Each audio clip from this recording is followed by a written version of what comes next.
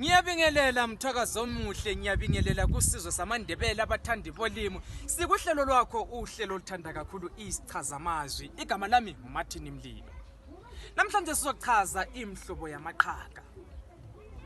Sizoqala ukuchaza igama elithi umcakulo.